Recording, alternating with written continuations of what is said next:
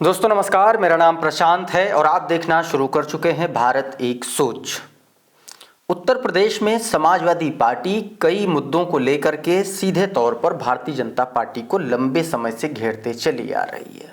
मसलन हिंदू मुस्लिम का मुद्दा, मुसलमानों को टारगेट बनाए जाने का मुद्दा, आताताई बुलडोजर के खिलाफ समाजवादी पार्टी लगातार सवाल उठा रही है।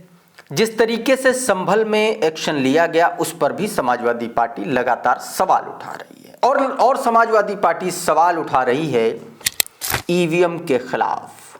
ईवीएम से चुनाव कराने के खिलाफ समाजवादी पार्टी और अखिलेश यादव के तमाम पुराने बयान भी हैं और लगातार वो इस पर बातचीत करते रहते हैं, इसके खिलाफ अपनी आवाज बुलंद करते रहते हैं। अखिलेश यादव ने हाल में एक प्रेस कॉन्फ्रेंस की, अपने पार्टी मुख्यालय में प्रेस कॉन्फ्रेंस की और प्रेस कॉन्फ्रेंस जो की वो इसलिए भी महत्वपूर्ण थी क्योंकि इस प्रेस कॉन्फ्रेंस में जर्मनी के फ्रैंकफर्ट के एक सांसद जो भारतीय मूल के हैं वो राहुल कुमार कंबोज वो आए हुए थे और वो बता रहे थे कि आखिर किस तरीके से जर्मनी में इलेक्टोरल सिस्टम काम करता है, किस तरीके से वहाँ की सरकारें वहां की जनता के लिए, वहां के लोगों के लिए वेलफेयर्स के काम करती हैं। इसी को लेकर के अखिलेश यादव ने जब बोलना शुरू किया प्रेस कॉन्फ्रेंस में तो सीधे तौर पर जो है कई गंभीर सवाल उन्होंने वहां के जो इलेक्टोरल सिस्टम है उसको कंपेयर करते हुए भारत के इलेक्टोरल सिस्टम पर कई गंभीर सवाल खड़े कर दिए। आज के इस वीडियो में मैं उन सवालों की बात करूंगा और बात उस बड़े अहम मुद्दे की करूंगा जिसमें सीधे तौर पर संभल में खुदाई के मुद्दे को अखिलेश यादव ने मुख्यमंत्री आवास से जोड़ दिया है। इस पर बात करूंगा। दोस्तों, आप सभी को पता है कि जो लोकसभा के हाल में चुनाव हुए इसमें समाजवादी पार्टी ने शानदार प्रदर्शन किया और 37 लोकसभा सांसद चुनाव जिता करके अखिलेश यादव ने एक कीर्तिमान रचा और समाजवादी पार्टी देश की तीसरी सबसे बड़ी पार्टी बन गई सांसदों के नंबर्स के लिहाज से। और जब चुनाव के नतीजे आए और उसके बाद का जो पहला सत्र था तो उन्होंने लोकसभा में जो पहला सवाल किया था, सवाल उठाया था, उन्होंने कहा था कि अगर हमारे 80 के 80 सांसद भी जीत जाए तब भी हम ईवीएम के खिलाफ आवाज उठाएंगे, हम चाहेंगे कि बैलेट से चुनाव हो। पहले ये बयान सुनिए आप, ये पुराना बयान है।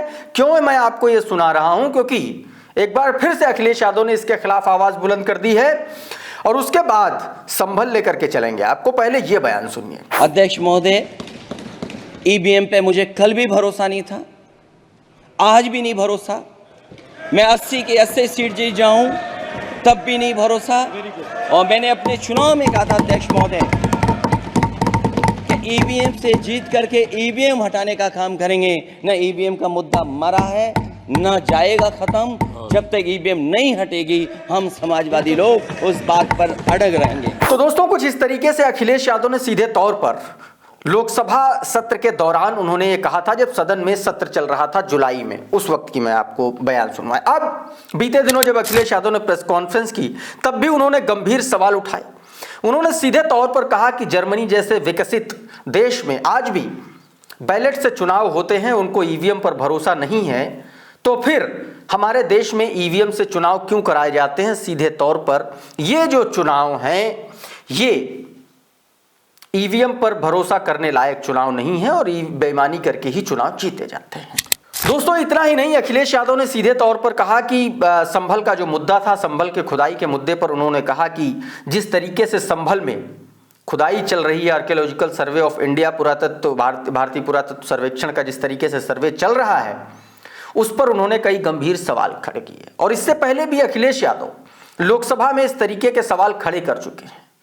अखिलेश यादव ने सीधे तौर पर कहा था कि यह हिंदू मुस्लिम भाईचारे को खोदा जा रहा है। अब उन्होंने मुख्यमंत्री आवास को लेकर के गंभीर सवाल खड़े कर दिए। अखिलेश यादव ने सीधे तौर पर सवाल खड़े करते हुए कहा है कि मुख्यमंत्री आवास में भी शिवलिंग है और इसीलिए अब जो है मुख्यमंत्री आवास की भी खुदाई होनी चाहिए। अखिलेश यादव ने कहा कि जो संभल का मुद्दा है वो इसलिए उठा रही है उत्तर प्रदेश की भारतीय जनता पार्टी की सरकार क्योंकि इससे वो अपनी नाकामी छिपा सके और असल मुद्दों से ध्यान भटका सके। उन्होंने कहा कि मुख्यमंत्री आवास में भी एक शिवलिंग है और वहां भी खुदाई होनी चाहिए।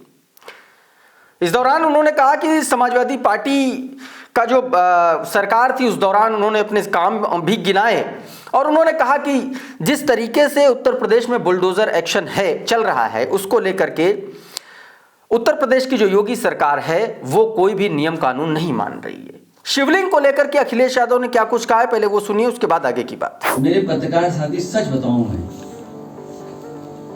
जब से खुदाई हो रही है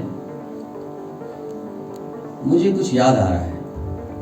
जो लोग कहते थे उस बात को मैंने उतना सीरियस उस समय नहीं लिया था। अभी कल ही आपके एक पत्रकार मित्र मिले थे, मैंने उन्हें थोड़ा बता दिया, लेकिन अब सब प्रेस सबको बताना चाहिए। मुख्यमंत्री आवास में भी शिवलिंग है, इसकी भी खुदाई होनी चाहिए। सच में हमारा मानना, हमारा भरोसा है कि वहां पर एक शिवलिंग है, उसकी खुदाई के लिए हम सब लोगों को तैयारी करनी चाहिए।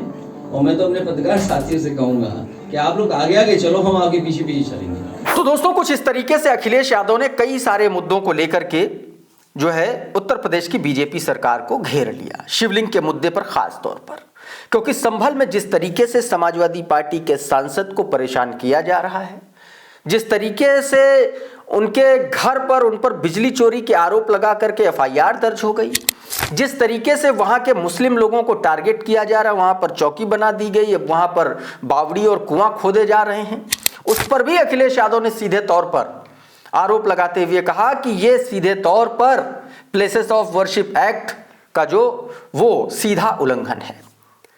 तो दोस्तों कुछ इस तरीके से अखिलेश यादव ने कई सारे मुद्दों को लेकर के भारतीय जनता पार्टी की सरकार को घेरा है। अब देखना होगा कि अखिलेश यादव के इस तीखे व्यंग के बाद, तीखे हमले के बाद भारतीय जनता पार्टी के नेताओं का क्या रिएक्शन होता है। बहरहाल अभी के इस वीडियो में इतना ही। हमारा ये वीडियो आपको कैसा लगा हमें कमेंट बॉक्स में ज़रूर बताइए।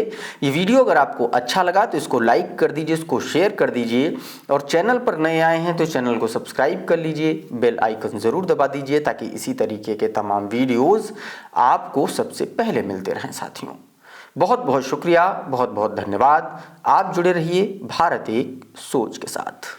नमस्कार।